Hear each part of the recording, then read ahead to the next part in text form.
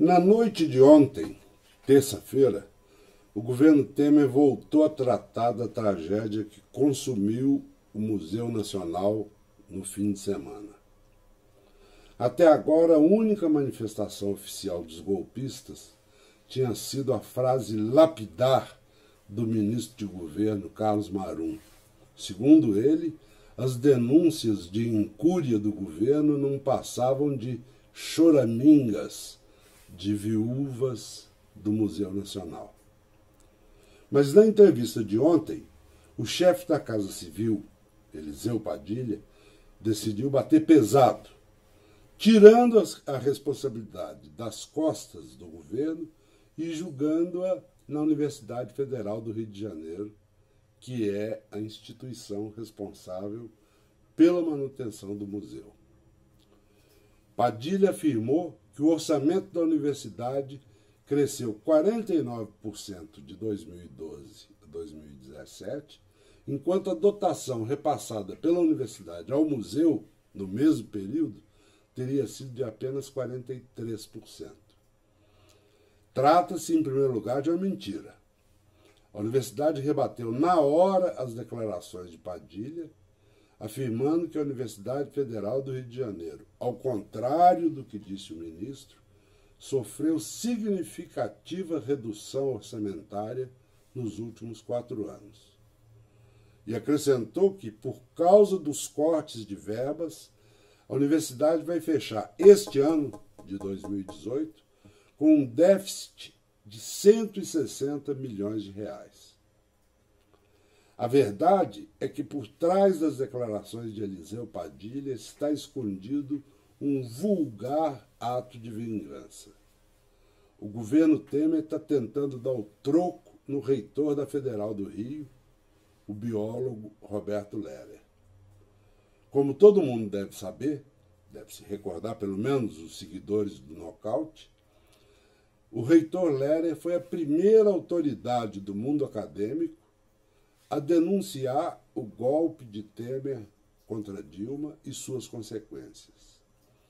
Em entrevista exclusiva ao Nocaute, concedido em dezembro de 2016, portanto há quase 2 anos, Lehrer explica, ponto por ponto, o desastre que significará para a ciência, cultura, tecnologia e as pesquisas a aprovação da PEC 241, responsável pelo congelamento dos gastos sociais por 20 anos. Lehrer é conhecido nacional e internacionalmente como um cientista de grande prestígio e um renomado acadêmico. E Padilha? Quem é Eliseu Padilha? O melhor lugar para se levantar a folha corrida de Eliseu Padilha são os livros de memórias do ex-presidente Fernando Henrique Cardoso. No segundo tomo dos chamados Diários da Presidência de Fernando Henrique, cada tomo é um tijolo de 1.200 páginas, FHC faz nada mais, nada menos que 25 referências a Padilha, nenhuma delas elogiosa. Fernando Henrique revela o clima de aflição, a palavra é essa mesmo, aflição, causado pela insistência do PMDB em indicar Padilha para o Ministério dos Transportes, pasta conhecida como uma cornucópia de verbas públicas, um verdadeiro objeto do desejo e da cobiça dos políticos. Havia, segundo Fernando Henrique, abre aspas, medo de que a nomeação do Padilha, indicada pelo Michel Temer, levasse à organização de um grupo que controlasse o Ministério para fins eleitorais, o que implicaria, talvez, em corrupção. Fecha aspas. E eu repito que esta é apenas uma das 25 referências que o ex-presidente faz a Padilha em suas memórias. Uma particularidade chama especialmente a atenção.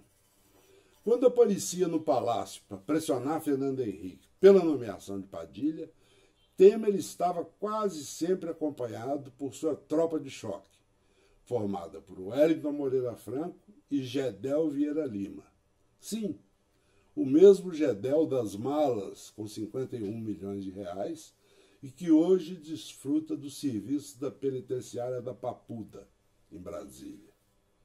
Ou seja, passados 20 anos, a guarda de ferro do golpista Michel Temer continua a mesma: Padilha, Gedel e Moreira Franco. Os diários de Fernando Henrique revelam que o presidente perdeu a parada para a turma de Temer.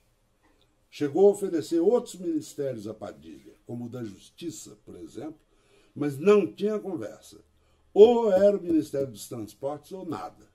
E nada significava, para o governo, perder o apoio do PMDB na Câmara dos Deputados. A solução foi nomear Padilha, mas por via das dúvidas, deixaram como guarda do cofre um homem de confiança de Fernando Henrique, o engenheiro Zé Luiz Portela. Ele próprio acabaria se demitindo do cargo. É esse Eliseu Padilha, o homem cuja reputação causava aflição em Fernando Henrique, que hoje responsabiliza a Universidade Federal do Rio de Janeiro pelo incêndio do Museu Nacional.